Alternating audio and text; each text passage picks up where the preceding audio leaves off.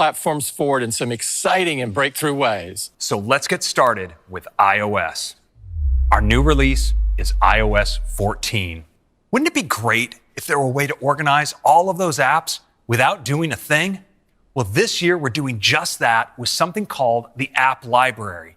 It's a new space at the end of your home screen pages that automatically organizes all your apps in one simple and easy to navigate view. So here in App Library, getting to the app I'm looking for is really easy. Up at the top, I have the search field, and I get all my apps organized from A to Z. Now over here on the upper left, I have suggestions. It uses on-device intelligence to show me the apps that I'm likely to need next. And on the right is recently added. And below are intelligently curated categories.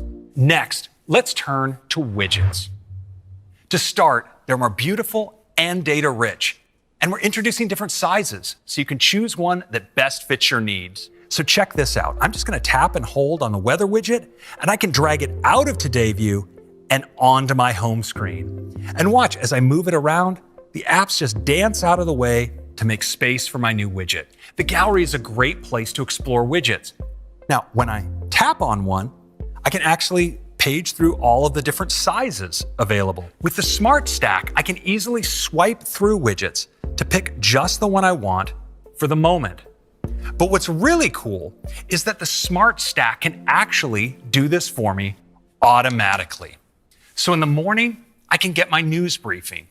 Throughout the day, find out when I have a meeting coming up. And in the evening, I might get a summary of my activity for the day. Next, we're also bringing picture-in-picture to iPhone. So you can access apps on your iPhone while watching video or talking on a FaceTime call. Now check this out. When I swipe to go home, the video automatically goes into picture-in-picture right over the home screen. And when I launch another app, like Notes, I can keep watching. Now I can drag the picture to another part of the screen. If I want to make it bigger, I can even pinch to zoom. And as I move between applications, it stays with me. And what's cool is I can also swipe it to the side and the audio keeps playing when it's off screen. Another iconic experience that's getting a major update is Siri. So this year, we've completely redesigned the Siri experience with a new compact design. Siri pops up at the bottom of the screen and instantly launches the app. Or if you ask for information, like the weather, results appear at the top of the screen, just like a notification. Siri's always been great for getting information and now has over 20 times more facts than just 3 years ago. This year, you can now ask Siri to send an audio message, and Siri will start recording. When communicating with someone in another language, Siri can help with translations. This year, we're expanding to support many new language pairs. We're introducing a new app called Translate. It can work completely offline, keeping your conversations private. Using advanced on-device machine learning and the powerful neural engine, you can translate your text and voice between any combination of these 11 languages. And just turn the phone to landscape to open conversation mode. We've designed a side-by-side view that's easy for two people to know which side to follow in the conversation, with just a single microphone button because the app intelligently detects the language spoken and shows translation on the correct side of the screen. Next up, messages. Let's get started with conversations. So we are introducing a new way to let you stay connected to your most important conversations by letting you pin them at the top of your list so you can always get to them. And you can see messages as they come in with a beautiful animation on the pin. Next, let's talk about expressing yourself with Memoji. In iOS 14, we're adding even more ways to create your look with over 20 new hair and headwear styles to let you reflect your hobby, profession, and personality. We've also we're adding more age options too. And now we have 3 brand new Memoji stickers that let you send a hug, a fist bump, or even a blush to your friends. Last, let's chat about groups. First, we're adding inline replies that let you reply directly to a specific message. You can view replies in the full conversation, or you can view them as their own thread so you can focus in on the specific topic. With mentions, you can just type someone's name to direct a message to them. And now you have the ability to only be notified when you're mentioned in the group conversation. We have an all-new design for how groups appear. It lets you see all the members of your group where the most recently active people are shown largest. And for the first time ever, you can create a unique visual identity for your group by setting a group photo or customizing your group's look with an emoji. You know who's most recently commented in the group because their photo will appear around the outside of the pin. Next, let's take a look at features that help us while we're out and about, starting with maps. We're excited to announce we're bringing our new map to more countries later this year, including the UK, Ireland, and Canada. Now, let's turn to the App Store. An app clip is a small part of an app. It's light and fast and easy to discover, so you can quickly get what you need right when you need it. They start with this card, which quickly pops up, and with just a tap, you can launch the app clip. The best way to discover app clips will be with a new Apple-designed app clip code. So when you see one, you'll know that there's an app clip waiting for you. They incorporate both a visual code and NFC, so you tap on them or scan them with the camera to bring up an app clip. And that's iOS 14. Let's take a look at some of the enhancements to iPadOS. The first thing that you'll notice are the same redesigned widgets that you saw in iOS 14. And this year, we're making it even easier to browse and organize your photos with an all-new sidebar.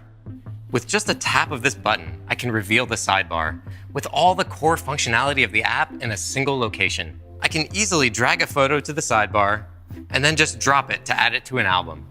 We've brought this sidebar to many apps across iPadOS. We've also streamlined the toolbars, adding new drop-down menus that consolidate functions into a single, easy-to-access button. The sidebar in Music makes it easy to move between views. I can quickly jump between the new Listen Now and my playlists. And once I start playing a song, I can bring up the brand new full-screen player where I can see rich album art, transport controls, and lyrics all in one single view. The new compact Siri design that you heard about in iOS 14 is especially useful on iPad. Results appear at the bottom right corner, allowing you to easily reference the app while using Siri. Now an incoming call is presented with a compact notification that doesn't take you out of context. And you can simply tap to answer or flick it away to dismiss. So we've redesigned search with a new compact design. You can start a search from anywhere, like the home screen or over any app. And search now makes navigating to your favorite websites just as easy as launching an app. Just type a few letters and the top hit will take you right to Safari. Our customers tell us that once they have an Apple Pencil in their hand, they don't want to put it away. So this year we're bringing Scribble to iPad. So you can handwrite into any text field and it will automatically be converted to text. Next, let's talk about AirPods. We have some amazing updates coming to AirPods. Starting with automatic switching. AirPods will now seamlessly move between your devices without you having to manually switch them. We also have an exciting new feature coming to AirPods Pro, spatial audio. By applying directional audio filters and subtly adjusting the frequencies each ear receives, we can play sounds virtually anywhere in space, creating an immersive surround sound experience. Spatial audio for AirPods Pro will work with content encoded in 5.1, 7.1, and even Dolby Atmos. Until today, an app could appear in only one spot at a time on a watch face.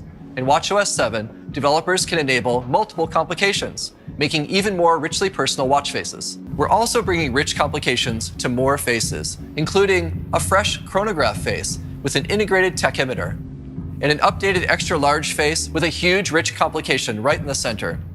And configuring watch faces has been redesigned so you can easily select which information you'd like to see. We're introducing face sharing. You'll be able to discover curated faces with third-party apps on the App Store, or discover a new favorite watch face right on a website, or receive watch faces directly from friends and family. And now in watchOS, just like in iOS 14, you can get cycling directions. The workout app uses algorithms that are smartly tuned to track all aspects of your training. And in watchOS 7, we're adding dance. watchOS 7 also tracks accurate calories for core training, those exercises for your abs and back. Functional strength training, a workout type that helps you get stronger and move better for everyday activities. And also cool downs. Of course, you can track your progress for any of these new workouts inside the Activity app on iPhone, which is completely redesigned in watchOS 7. The app is getting a new name as well. Fitness. And we're going to be adding even more capabilities this year in watchOS 7. Tracking your sleep. That starts with choosing not only when you would like to wake up in the morning, but also when you'd like to go to bed. So we are offering Wind Down. It can help you get to bed on time by minimizing distractions and creating a personalized routine. Once it's time for bed, your screen will dim and your watch will go into sleep mode, which looks like this. The screen will be off during time in bed, so it won't bother you, and a tap displays this simple face. When it's time to wake up, you have a selection of gentle and effective alarm sounds or a silent taptic-only wake-up alarm so you don't disturb your partner. Once you're up, you'll see a friendly greeting easing you into the day. Apple Watch tracks your sleep using a machine learning model that senses your motion and even interprets the micro movements caused by the rise and fall of your breath. There's an updated sleep section in the Health app, including a view of your trends over time. Sleep schedules, wind down, and sleep mode are also available on iPhone without a watch in iOS 14. In watchOS 7, Apple Watch is the first watch to deliver automatic detection when you start washing your hands and sensing of how long you actually wash. Privacy matters now more than ever. One thing we hear a lot with signing with Apple is that people wish they could convert their existing accounts to use it. When you upgrade, you get the ease of use and built-in security of signing with Apple while keeping the account that you already have. This year, we're continuing to give you even more control. In addition to the option of sharing your precise location, you'll have the option to only share your approximate location with apps. We're also making changes for mic and camera, so you always know when you're recording. In addition to requiring your permission this year, we're adding more visibility for current or recent mic or camera use. So if an app uses either one, we'll indicate that in the status bar. So moving forward, App Store policy will require apps to ask before tracking you across apps and websites owned by other companies. We're going to require each developer to self-report their practices. We'll show you what they tell us. You can see if a developer is collecting a little bit of data on you or a lot of data, or if they're sharing data with other companies to track you, and much more. We're going to put this information on product pages in the App Store. So for each app, you can see highlights of their privacy information before you download it. Now, let's talk about some big changes coming to macOS. Our next release of macOS is macOS Big Sur. Let's start with the dock. It has an elegant new design that floats along the bottom of your desktop. Let's take a look at the Finder. You'll notice it has a gorgeous new top-to-bottom design for the sidebar, and it has a compact, space-efficient toolbar. Next, let's take a look at Mail. You can see that Mail has all new glyphs in the sidebar. Next, let's take a look at Photos. It's just stunning. You can get to all your albums and media types from the sidebar, and the photo grid is backed by metal.